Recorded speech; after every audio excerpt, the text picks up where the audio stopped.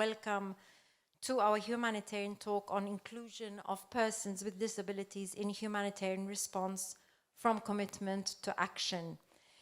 This talk has been co-organized by the European Disability Forum, Humanity and Inclusion, Diaconia, and DG ECHO. And we're very happy to see this part of our European Humanitarian Forum, but also because this is an expression of our close cooperation with organizations of persons with disabilities. By way of a few words of introduction, I think we all are convinced here of the premise that persons with disabilities are often disproportionately affected by humanitarian crisis and natural disasters. For too long, the risks faced by people with disabilities in crisis settings has been exacerbated by their exclusion from humanitarian preparedness, response, and recovery. In 2019, we saw the adoption of the Interagency Standing Committee guidelines on disability inclusion in humanitarian action, and this marks an important shift towards a rights-based approach, which is something that we very much welcome. And this means that we recognize that people with disabilities are not just another vulnerable category of persons, but they have resources, capacities, and above all, they have agencies. I think one of the key messages also coming out of this guidelines is the emphasis on the fact that all humanitarian actors must effectively identify and respond to the needs and rights of persons with disabilities who are the most at risk of being left behind in humanitarian settings. I think one of the themes that we've seen emerging from this morning's discussions is that precise point, leave no one behind. So I think we're very happy to have this talk. Making humanitarian aid inclusive and accessible to persons with disabilities is a priority for DG ECHO. We have several normative and policy commitments with respect to this important point, and, for example, various tools that we use to implement policies in practice, but also the investment that we undertake with our partners in order to incapacitate them to do so.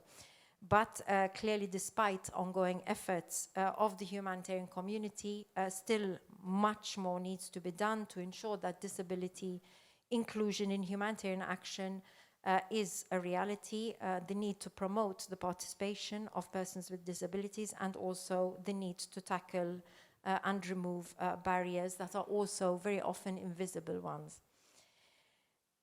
The talk today will look at these issues relating to the gaps and the challenges that remains, and hopefully also come up with some good recommendations. And that's why it's a great pleasure to introduce our expert panelists today. So I'll start with Nadia Haddad, who is a member of the Executive Committee of the European Disability Forum, but also co-chair of the European Network of Independent Living and the Vice President of the Brussels City Advisory Council of Persons with Disability. Nadia has been a human rights activist from a young age. She became a disability inclusion policy officer in the field of development cooperation, and she also gives a number of capacity building trainings on inclusive cooperation. So thank you very much for being here today. I would now like to introduce, and hopefully we can see him on the screen, Henry Swakalege, who joining us from South Sudan. Having lost his eyesight during his early childhood, Henry became an expert in disability inclusion in both development and humanitarian settings. He worked with humanity and inclusion in South Sudan for over 6 years before joining the International Organization for Migration. Henry, welcome from South Sudan, and thank you for joining us and giving us your time for this panel. Thank you very much. Thank you, Henry. We'll get back to you with a question shortly. To my right, it's a pleasure to introduce Ulrike Last from Humanity and Inclusion. Ulrike holds a rich international experience in supporting inclusive humanitarian action And she's also one of the 3 co-chairs of the ISC task team on inclusion of persons with disabilities in humanitarian action, and has supported the development of the guidance on this topic, which we'll be discussing very soon. Her main fields of interest are enhancing evidence and guidance around inclusive humanitarian action, methods for fostering a learning process, and interagency efforts also through the Global Disability Reference Group on operationalizing the ISC guidelines. So welcome to you, Ulrike. Finally, Dimitrio Shahari, I probably got it wrong, is a human rights lawyer with 9 years of international experience in the application of human rights for increased equality and inclusion. Dimitrio has worked as an expert with different international organizations, in particular the Council of Europe, Norwegian Helsinki Committee, and the Ukrainian Helsinki Human Rights Union. Dimitrio supported some cases regarding disability-based discrimination in Ukrainian courts and received positive decisions. Well done, Dimitri. So perhaps a brief round of applause for our expert panelists and words of welcome to you. Let's move into our discussions. I think today's discussion has as a backdrop, and we've heard this throughout the forum, 2 key premises. Number 1, the fact of the disproportionate effect by humanitarian crisis and natural disasters on persons with disabilities. But also the Russian invasion in Ukraine has provided a striking evidence of this, with reports about warnings that persons with disabilities have been unable to access shelter from attacks, evacuate, and also access relief assistance. So perhaps my first question goes to Dimitriu. When the war started, you were forced to leave Ukraine, and based on your personal experience, could you tell us what you see as the key challenges that were faced by persons with disability affected by the Russian aggression? Over to you. Yeah, thank you. Great question. I think, as you mentioned, the biggest challenge for me as a person with disability who uses a wheelchair was that all bomb shelters are not accessible. And when you hear every day, day by day, you know, this information that it's a bombing, and you realize that you don't have any chance, you know, to go to a bomb shelter, it's really annoying. And you also can't use any, you know, basement, because no one built these basements, and no one thought, okay, maybe someone, you know, who used a wheelchair during the war will come to basement, you know, to save his life. So it was really, really horrible. And also you need to keep in your mind that during the war, in the first period of time, the all transport infrastructure, it's all actually paralyzed. And it's impossible, you know, to go somewhere to find some safe place. So actually you just stay where you were until it's, you know, the situation will be changed. And also it's a very important and very danger that curfew restrictions restrict movements and assistance helps. So you can't travel somewhere because the government put some, you know, time when it's allowed and when it's not allowed. And it's a really limited your ability, you know, to change the places where you are. And also all emergency services are overloaded. So it's impossible to call to ambulance, you know, to someone else and ask about to help you, because it's just impossible. And it's interesting because I know many organizations and many people who try to help people with disability, and they can't do anything. They just said, okay, we can give you money. And I just wanted to tell you that money doesn't solve the problem. So it's just impossible. And as I mentioned, if you will call someone, no one answers phone calls. So only your friends, only your families, and no one more. So some special institutions who should take care about people, you know, no one answer this phone. And also evacuation requires specialized transport assistance and definitely accommodation, because for people with the disabilities, you know, it's impossible just to take a regular car or the regular bus. So many people, they are paralyzed, so they need some special ambulance car, or for example, they need some special train, and it's just impossible because all this transport, it doesn't exist, it doesn't work. And you just, you can't use even the transport which ordinary people use in these emergency situations. And yes, with me was a very interesting case that I had problems with the documents which confirming my disability in a border check. So when I was on the border check, you know, the officer stopped me and asked me, okay, can you please show me your documents which confirm your disability? I showed him the document and he said, it's not enough. You are in the right age, you should go to army. I said, well, it's an honor for me, but it's impossible. You know, I even can't keep a gun, you know, and press it.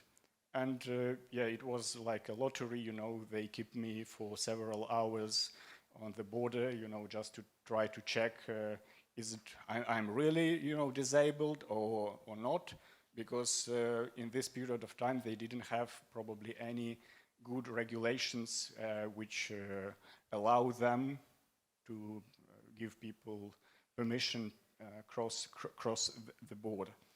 And it's also probably the one of the most interesting topic that no one, even European countries, were also not ready. So that so many people and people with special needs will come. And only people, regular people, you know, and NGO helped us, you know, during the first probably 3 months until the government, you know, create some special programs, you know, and registered. For example, when I come to Switzerland, during the first 3 months, I wasn't registered because this officer who was there, he said that we just can't apply the standard normal rules for you. We don't understand how to work with you. And they just keep me, you know, like in a condition that which I was in Switzerland, I asked a protection, but they didn't give it to me, you know, for such quite long period of time. And I was in the Swiss parliament, you know, speak with the deputy, explain the problem. And only after that, they registered me and they helped me. But before that, all these 3 months, only NGO and regular Swiss people, you know, by heart helped me and do everything, even more, that they could. Thank you, Dimitri. And would you say that the situation has evolved over the past year, and what lessons can we draw from these experience? And in particular, what do you think could be concrete steps for the humanitarian community to take in order to ensure meaningful participation? What can you give us as recommendations? Well, I wanted to tell you that it's definitely now it's a less chaos. It's a less chaotic than it was before, because we already know who could help, how they could help, and whom they should help. So now we have some special programs for evacuation and support programs, you know, for people with a disability, even who decided to stay in Ukraine. You know, we have some NGO, for example, like Fight for Rights. They have some address help for people. When it was the problem with the electricity, they sent them power banks, you know. When it was a problem with the heating, then they sent them some special devices for heating, etc., etc. So they help in any cases which is possible. But yeah, as you see, it's so big territory, and it's impossible, you know, to help everyone. And because Russia tried to ruin civil infrastructure, so the problem with the water, heating, electricity, it's definitely pose new challenges for everyone. Lessons which you asked me, I think that the main lesson for me was that in a critical situations, people and NGO act more effectively than any government. And it was a fact, you know. But we should also realize that they don't have enough resources to do it all the time. So their resources quite limited.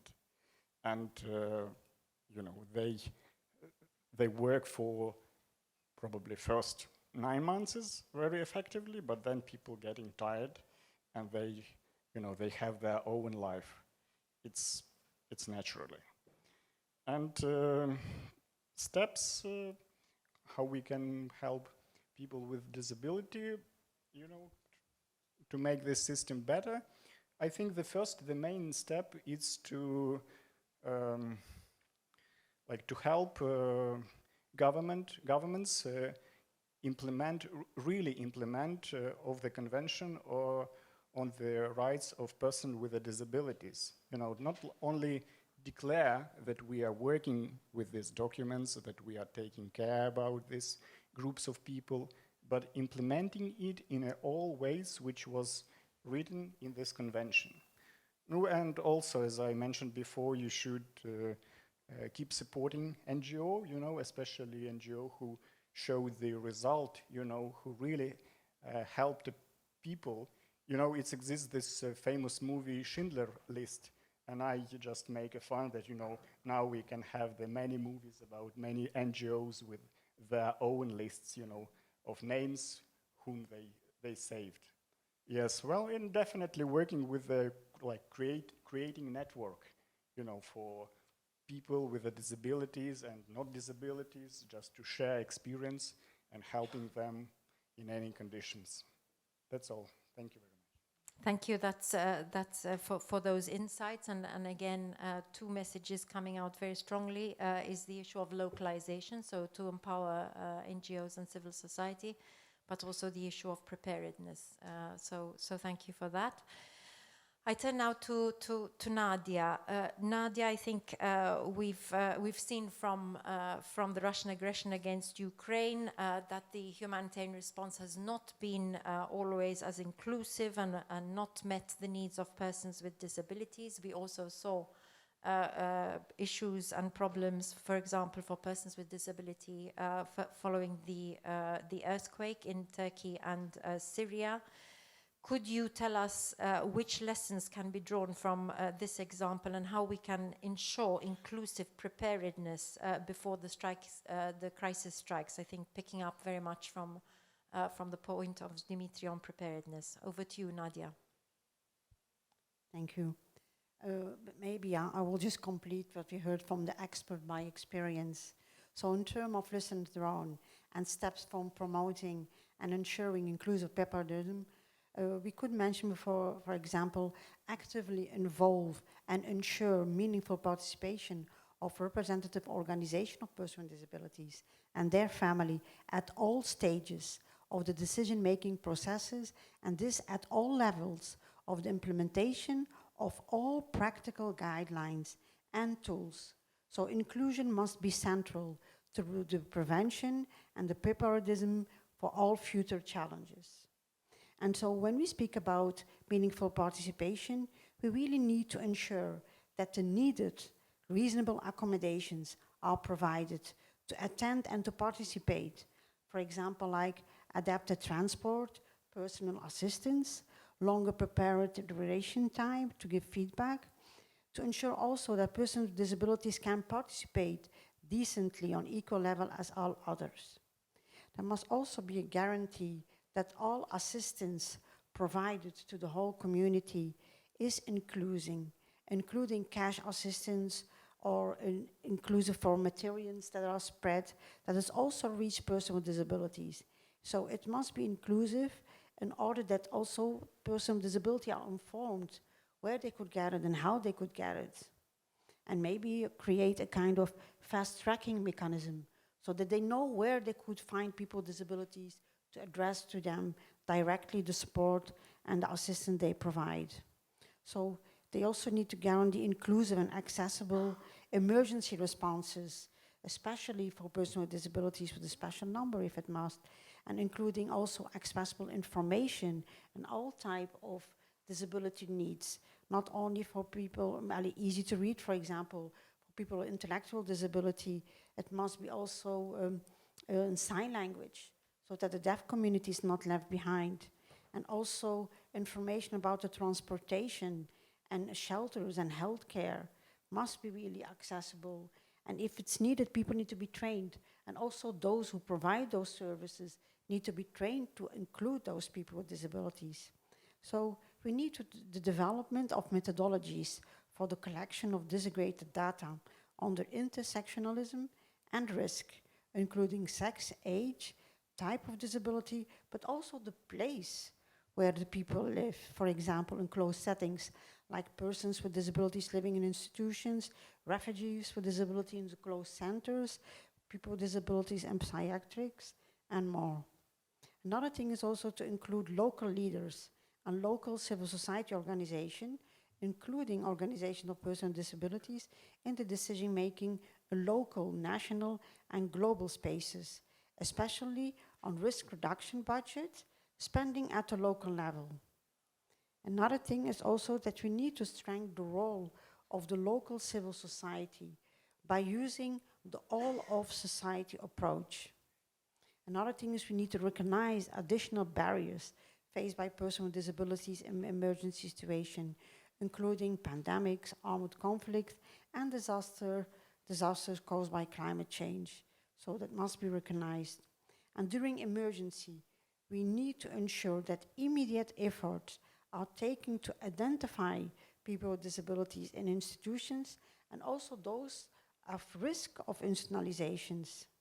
And I will end up by ensuring that persons with disabilities and the OPDs need to have access to means, processes, and resources required to meaningful participation in all humanitarian and disaster risk reduction assessment, policy making, implementation, and monitoring and evaluation of the system. Thank you very much. Nadia, one of the issues that has been at the forefront of the discussions with the European Disability Forum is the need to increase cooperation between these local organizations of persons with disabilities and other humanitarian actors. So, for example, this morning we also had a session on localization where DG ECHO has issued its guidance. What would you think are some specific recommendations for humanitarian actors and donors? And can you give us some examples of how we can forge these links better? So yeah, maybe I will repeat once again that I will really emphasize the importance to the whole of society approach. So kind of turn track approach, special when it's needed and mainstreaming when it's possible. So, and the need for more inclusive initiative when it comes to cooperate and include local organizational persons with disability, especially in armed conflict, stressing the importance of bipartisan and meaningful participation in all the disaster risk reduction processes. We want also to underline the importance of continue to advocate for the implementation of the Sendai framework for disaster risk reduction 2015-2030 into relevant national and international policy and broader than the Agenda 2030. And inclusion, therefore, is more, there is a need for more inclusive and equitable disaster recovery strategies and resilience capacity. And as part of the Building Back Better, the availability and accessibility of community support systems need to be guaranteed as grounded on human rights standards. And this also to avoid that people will be then within that building better, putting back into institution. So national policies and program must be mutually reinforced and tailored to the reality of the population that are meant to serve. So our recommendation based on the situation and armed conflicts in Ukraine, for example, and that we get as feedback from the local NGOs, is to ensure that persons with disability have equal access to all humanitarian services, addressing basic needs, including shelters, food, water, and health. Simultaneously, implement a robust referral mechanism to meet specific needs, for example, in health, nutrition, and hygiene. Access to assistive technologies and home support is also very important. And consider always ways, different ways and additional ways of allocating funds, of taking into account the needs related to disability and additionally expenses incurred. These measures must be clarified, defined and provided for in begin at the state budget. And so we heard from Dimitris, for example, about the difficulty of accessibility of modular housing and shelters. So the recommendation in this will be that central authorities must adapt the relevant legislation and provide the minimum requirement for the accessibility of modular houses and shelters for persons with disability, as well as to prepare relevant explanations for local authority. Again, meaningful consulting with OPDs and organizations that work in the field of the right of person with disability is needed. And then we really also need to include the principles of accessibility in plans for reconstruction, Ukraine, and overcoming the consequence of war. And I will end up, and maybe, to ensure that we really leave no one behind. And the evacuation strategies must be established with organization of DPOs. They must be clear with instructions. They must provide the needed financial, technical, and human resources. They must include legislative regulation on the evacuation of clients abroad. They must also provide physical accessibility space in the institution that hosted the evacuees, and mostly avoid the decreasing of support and care quality and the service provisions as a result of the fact that the staff is not displaced together with the clients. So making sure that to have a clear evacuation strategy with include person with disability is really crucial when it comes about giving really effectively response to humanitarian crisis. Thank you, Nadia, for emphasizing the whole of society approach, but also the key to ensure inclusive programming. So thank you for that. Henry, I'd like to turn to you, and we can still see you on the screen. Is there anything that you would like to add in terms of the increasing cooperation between local OPDs and humanitarian actors? Is there anything you'd like to share with us? Yes, quickly, just a couple of points. I hope you can hear me. Very well, thank you. Yes, so to add on to what my colleagues have mentioned, basically, in a crisis situation, definitely we'll have people acquiring new impairments. And so the role of OPDs or groups of persons with disabilities here is essential, because normally people would be struggling to come to terms with a new condition. And so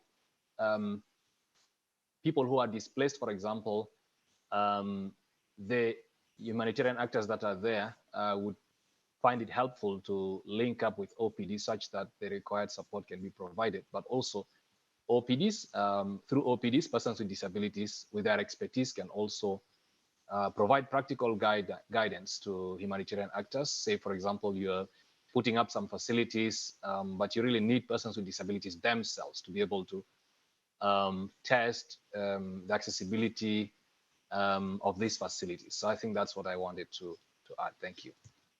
Thank you very much. And indeed, this was also a point that was discussed this morning about valuing the expertise that you have in local organizations. And certainly that is also very critical to the issue of persons with disabilities. So thank you for that. I turn now to Ulrike. You were very involved in the drafting of the ISC guidelines of 2019. Can you tell us a little bit about the challenges and good practices in implementing or operationalizing this guidance? Yes, thank you very much for this question. And perhaps all of you who are here, you may have had a look at the exhibition we've seen here. Henry, there's a big exhibition of photographs showcasing humanitarian action, and in about 100 pictures of woman, man, older person, younger person, I could not see one person with a visible disability and not one text which referenced persons with disabilities, showcasing the work around women and children. So this is the challenge. We are still 2023, 3 years after the launch of the YAS guidelines and many more years after the ratification of the CRPD by many countries. Now, the challenge is, and we know what we need to do, and I'm really, really delighted to be on a panel together with you today. You tell us all what is needed, and I think the challenge is really to make the space from our perspective, working in a working group, in a global working group between UN agencies, humanitarian actors, and organizations of persons with disabilities, is that there is insufficient space for learning. The humanitarian actors need to adapt the way how we do programming, how we collect data around persons with disabilities. I happen to know South Sudan quite well. There's a lot of stigma around persons with disabilities. So most of the humanitarian actors don't go the extra length to identify the most at risk, the most vulnerable. And so we need to really create the space for the humanitarian actors in the field through the cluster system to learn disability and to normalize disability. It needs to become as normal as is gender, as is age. And that requires space for learning. And what we've done at the Global Disability Reference Group to help that and to bring the YAS guideline to action. Today, Michael Köhler talked about the localization guideline as the baby. So ours is already a small child. And for learning, you really need learning tools. And we need to create common learning tools. So what we did between UN agencies, NGOs, as well as organizations of persons with disabilities, is to develop 7 learning modules over 2 years. We tested them, we used them, and we worked closely also with the European Disability Forum to make sure that they transport and bridge the gap between disability rights movement and the humanitarian community, which was an interesting process, but we are happy to have these learning tools available for everyone. That's one of the ways what we did to address that challenge. The other challenge is to get funding. I mean, we are here thanks also to the efforts of ECHO, which has also supported the development of the YAS guidelines. But all of us who write proposals for ECHO know how difficult it is to have indicators that is satisfactory to express the learning of our humanitarian staff. If we talk about localization, it requires mutual learning. So we really also face the challenge of donors supporting flagship initiatives around learning, and that is great and much appreciated. But we also need to have the space that our field staff can attend learning, can meet with organizations of persons with disabilities, can put reasonable accommodation, which may be 3% of your budget, into a budget so that we can also finance inclusive budgeting and also the dialogue with organizations of persons with disabilities. Dimitri was talking about the Ukraine and the difficulties of transport. Let's go to South Sudan, rainy season.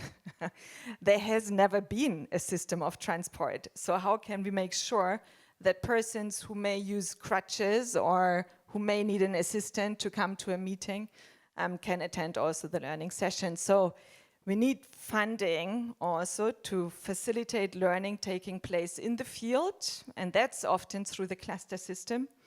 And we need organizations of persons with disabilities there or individuals with disabilities to participate in those learning sessions, and we need that to be supported by the humanitarian leadership in country, but also by donors. I stop here as I've already passed. No, There's a few more challenges thank you, and a thank few you more for keeping us on solutions. our toes. So and pushing us further. So point taken on the exhibition. We'll try and do better next time. So thank you for that. And is there something that you can tell us in terms of how would you see the acceleration, for example, of the implementation of the ISC guidelines? So what recommendations do you have on that front? Yes, so the recommendations, it's really, disability is still a niche issue. So we need other actors, big actors to share the learning. We've developed these 7 learning modules. They can be picked up by gender advisors. They can be picked up by inclusion, protection, mainstreaming advisors, and really programming staff if done together with local actors. They have recommendations on how to contextualize, on how to make them connect with your organization's gender approach. So they're really an easy tool, as easy and sexy we could make to introduce humanitarian actors to disability inclusion. And they span really from the 4 must-do actions. So if you go out, you've not heard about disability, we've heard about it: meaningful participation, empowerment of persons with disabilities to raise their voices towards us, and also to remove the barriers and to create space for humanitarian actors to learn and to change themselves. And last but not least, and that's really key, we've heard it already, data disaggregation. The change of data disaggregation systems to be used in programming is also something where you already find learning and pathways in these 7 learning modules. They're also easy to use as a session to review your tools within those learning sessions. So there is guidance to adapt your own tools in those sessions. Secondly, what we also accelerate, humanitarian actors like to learn from other actors. So we also have a call for good practice out on making these 4 must-do actions work in different humanitarian contexts. We will be able to share these towards the end of the year. It's a very participatory process to select these good practices, including, of course, also organizations of persons with disabilities, as part of the Global Disability Reference Group. Key to accelerate, if you're an actor, it's really to start with data and inclusive programming and partnership and engage in your accountability to affected population mechanism, persons with disabilities from the affected population you're working with. So really that, if there is no OPD, talk to the people you are trying to help, because in every village, it's 15% on average. So there's no excuse to not talk to anyone within your affected population that is a person with disability. So evidence, learning, and data, I think, are 3 really important ones. And of course, as we've heard, meaningful participation and empowerment. Thank you very much for that, and certainly I will be the first to go and look up these modules, so thank you for that, and looking forward indeed to the good practice compendium that will come by the end of the year, so thank you very much. Henry, we already heard Ulrike speak about the situation in South Sudan, so perhaps I can turn to you and ask you to tell us more about the efforts made by IOM in South Sudan to mainstream disability inclusion in its operations, and perhaps you can give us some examples and tell us why this is important and what are the key challenges that you face. Over to you, Henry. Yes, thank you once again. So IOM started the disability mainstreaming journey, I would say, a few years ago through collaboration with Humanity and Inclusion, but then eventually we have started implementing some internal programs. So one of the things that we have embarked on is capacity building of our own staff in terms of how to mainstream disability in the different programs that we have.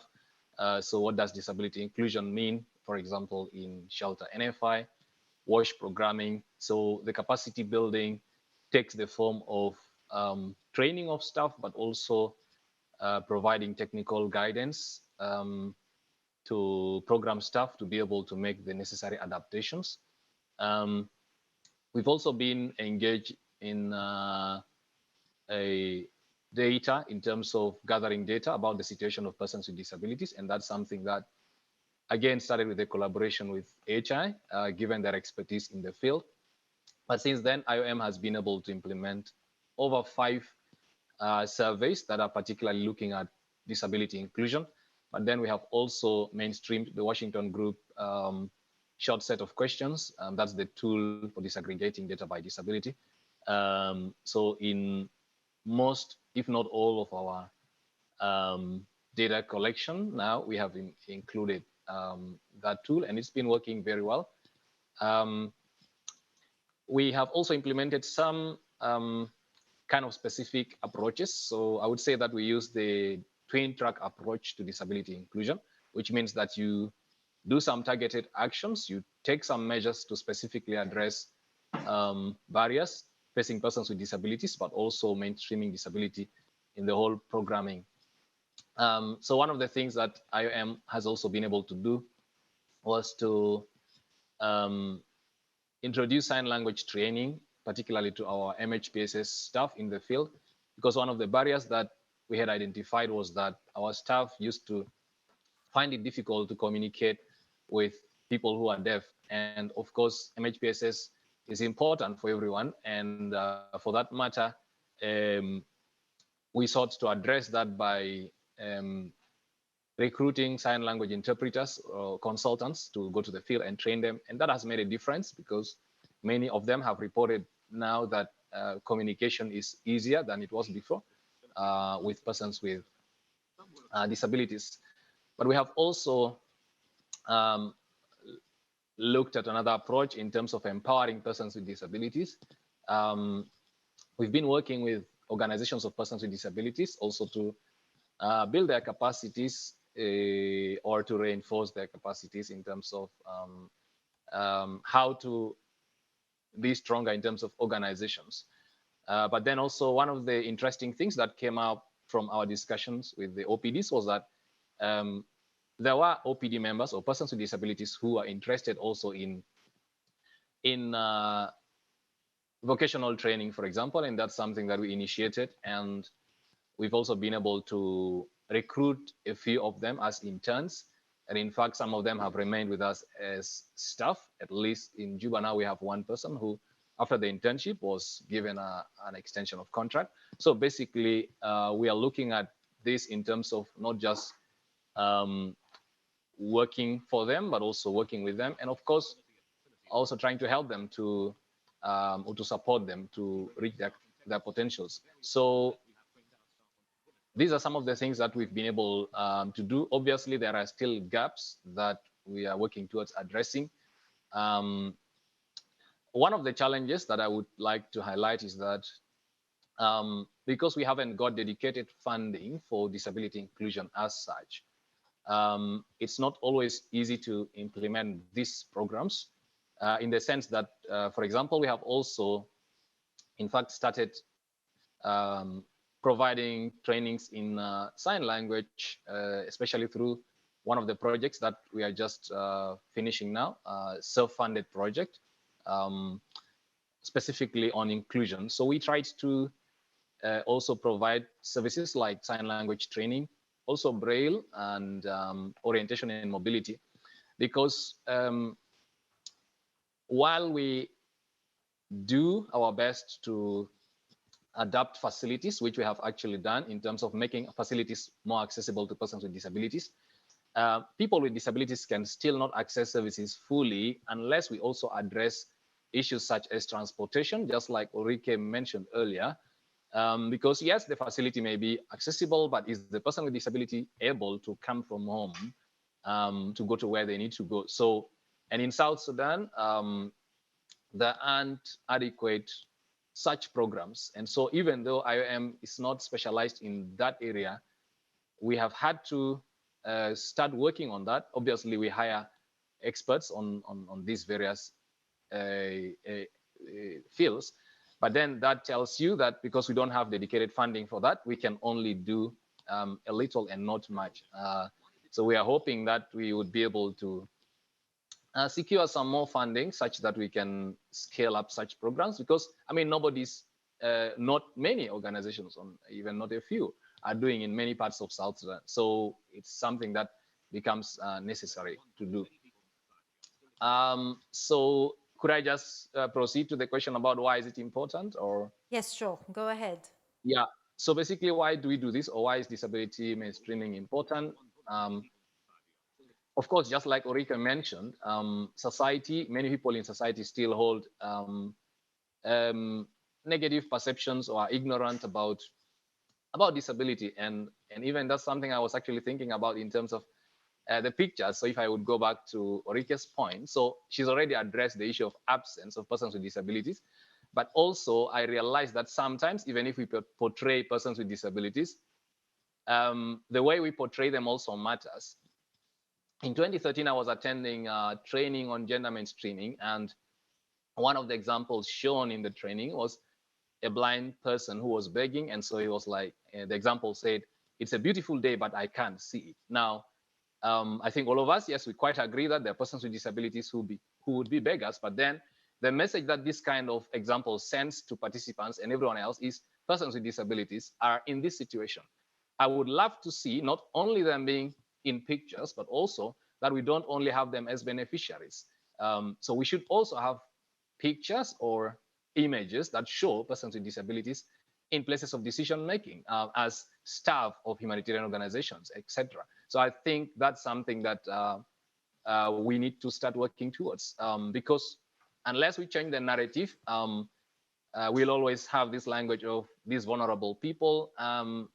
Definitely, yes, vulnerability is there, but I think it's not something that is static or to only persons with disabilities. So this is why I think that it's important that we talk about disability, even though already we know the principles of humanitarian action, impartiality, and humanity, and all of that. But that would only be practical unless we make it a reality. I'll just give you one quick example. I was visiting one of our women and girls friendly centers outside Juba in a place called Tonj. Some of you may have heard that. And I met with women without disabilities. All of them are women and girls without disabilities. And so I asked them, do women with disabilities come to this center? And so their response to me was like, are they supposed to come here? So that gave me the impression that they did not think that women with disabilities or girls with disabilities could also benefit from such a facility, which means there is general lack of awareness. So then I was like, do you know any women and girls with disabilities in your area? And they said yes. And if you inform them about this center, would they be willing to come? Of course, they mentioned that some would be able to come, others might not because of no people supporting them, etc. But then I think that they got the message that this place is not only for like one type of people, if you like. So in terms of recommendation, definitely we need to do disability mainstreaming by example. We need to lead by example because we're talking about from commitment to action.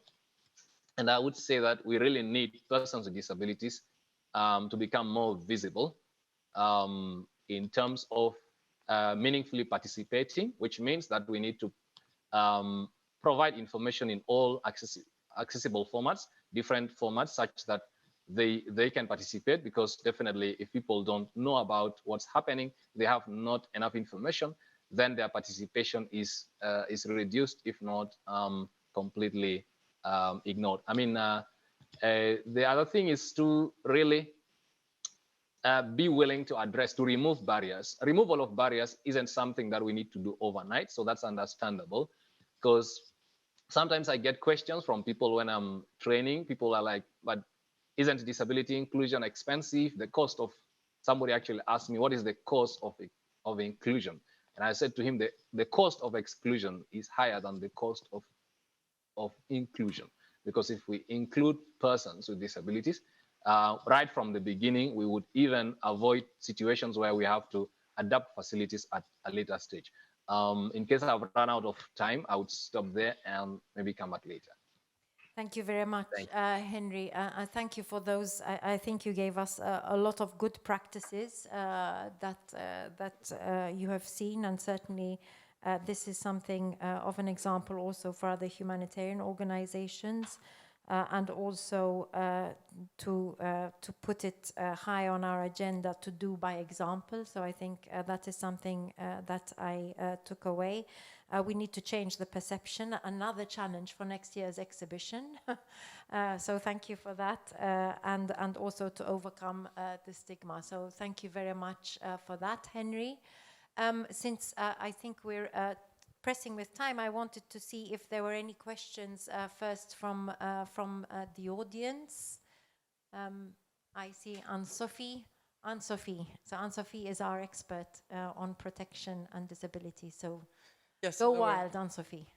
Thank you, Joanna. Yeah, I'm based in Bangkok normally, thematic expert on protection. Yeah, Ulrike, you said we know what we need to do. I think we do, but we also hear all the challenges. I wanted to raise one challenge that I've come across working now in Asia Pacific, a place with a rather strong-minded government often. A challenge that goes beyond funding, capacities, attention, attitudes, and perception. A couple of examples. Last year I went on an emergency mission. It was the summertime, so I was alone at home in the office, to the Abra earthquake in the Philippines. And our partners were ready to respond, as was the government, quite fast with their social protection schemes. But the government insisted that everybody had to come personally to pick up assistance. Our partners advocated, said, you know, we're happy to help, going house to house to distribute those who are not able to come personally. No, out of the question. Vanuatu, again, we've just had 2 cyclones and an earthquake within a week. I looked up a little bit on the lessons learned from the big cyclone Pam in 2015.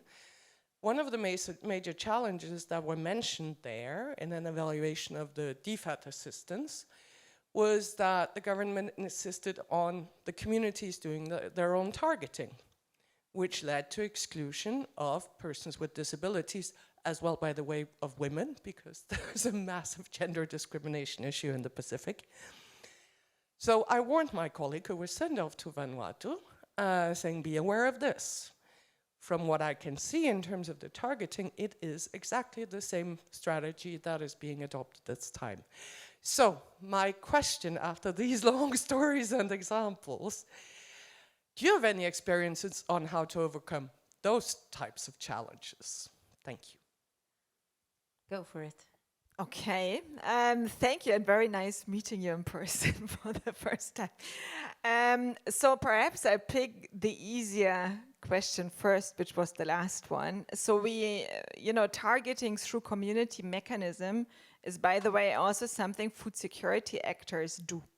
So if you go to most of the community leaders in any country, it's men of a certain age. If you ask them, can you please pinpoint to me the households? They will say, oh yeah, there's this guy who's limping, he's living over there, and he will probably just highlight 2 or 3 households in a community of 100. So what we've done in collaboration with WFP, and it's not an easy answer, is really like in the contextual analysis to really look what is the localized perception around disability. And again, Henry mentioned them already. The Washington Group set of questions really allow you to ask not for persons with disabilities, but for persons that have a lot of difficulty seeing or who cannot do at all.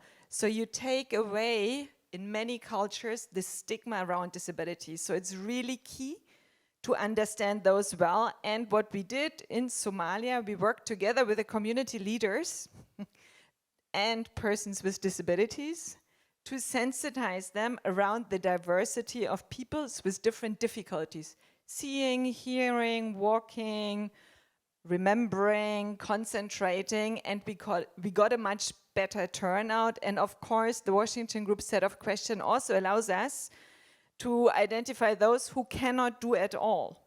And of course, the gender approach in that is important to engage women.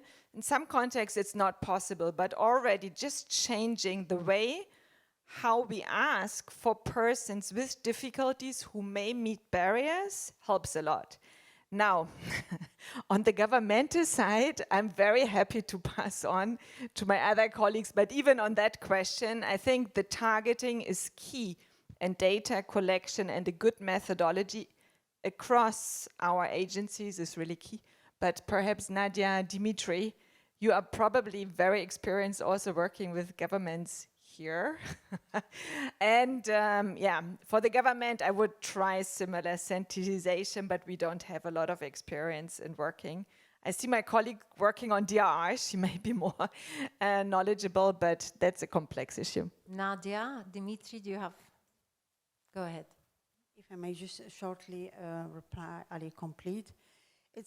I heard you in the introduction, you were speaking about evidence base. There are a lot of human rights treaty bodies that have been signed by the government, they have been ratified by the government. So it's time about to assume what they have committed themselves to do. So it's good to remind those people about, not only about the fact that persons with disabilities should not be discriminated, should not be left behind, but also they should include them and change their policies. And it's not only about changing the policies and make it legally embedded, but we need to have also the financial and the technical and the human resources to support people in whatever kind of disaster risk reduction policies. So it's really back to us to remind those people and to come again with facts, with clear facts to push them. Now we have the midterm review, and I really hope that the Commission and the Member States would remind themselves to give us really the data that we wanted, but also the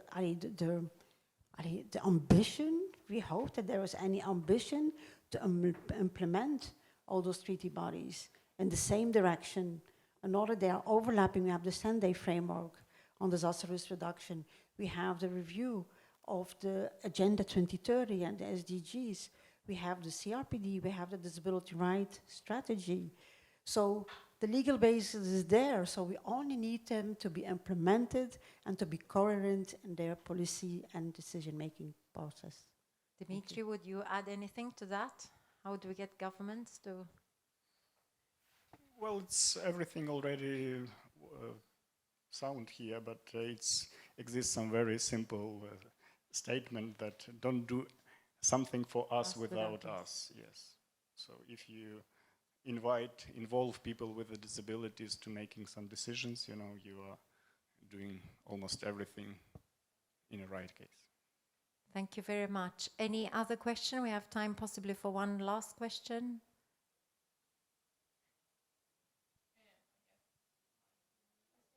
So much. So my name is Anna Chauria from the Diakonia International Humanitarian Law Center, and I guess my question is for Dmitry. Thinking about that anecdote, what you went through at that checkpoint, and that you said also that if the guard, if the official had the right guidelines, the treatment would have been different. And it triggered in me the necessity to not only come with guidelines, but also with sensitization to armed forces, and in which way, I guess, the civil society of persons with disabilities can take the lead in this sensitization, and in which way the international community can help you to bring this sensitization to, especially to the armed forces in situations of conflict. So I would be interested in knowing your reflections about that. Thank you. Well, it's a great question. So I don't have some short answer, you know, for you now, because it's a really complex question. So we have a different kind of forms of disabilities, visible, invisible, you know, and some people really looking to any opportunities, you know, to be, for example, like in the Israel army, yes, when people even with a mental disability, they serve in the army, you know, doing some office work. So we have many cases, even in Ukraine, when people who became disabled, you know, after some battles, you know, who lose some arms, legs, and they continue to be soldiers, you know, because they have this experience, they want to continue do it, and it's not legal, you know, to don't give them this chance. But it also it's very it's very difficult. I don't know how to answer for your question. It's a great question, but I need to think about it a bit. A real lawyer. So no, I think we've pretty much run out of time. So I think we should now wrap up, and I'd like to thank all the panelists for all your recommendations, your insights, and your live experiences. So I think that was something that was very insightful for me. I think the discussion showed a lot of good practices, but also showed that we have to continue to do better. And that is also thanks for putting us up to our obligation to ensure, for example, that we continue to seek ways forward in terms of the implementation of the guidelines. And I think here I just recall the 4 cross-sectoral must-do actions for inclusive programming throughout the programming cycle. The issue of meaningful participation, I think that came up. Was a silver thread throughout the discussions. Empowerment of persons with disabilities and capacity development of humanitarian actors, including of organizations of persons with disability. I think the issue of data, which Ulrike but also others mentioned, in order to better target, monitor and plan access to humanitarian services and products, with meaningful engagement in the response, and also the issue of identification and addressing the various barriers, both visible and invisible. We've also heard a call for heightened advocacy, the need to remind actors, government actors, the need to continue our efforts on localization, including ensuring that even at that level, persons with disabilities are also represented, and above all, the issue of sensitization. So thank you very much for your participation, sharing your insights and your experiences, and I'd like to thank the panelists in particular. So thank you very much. Thank you.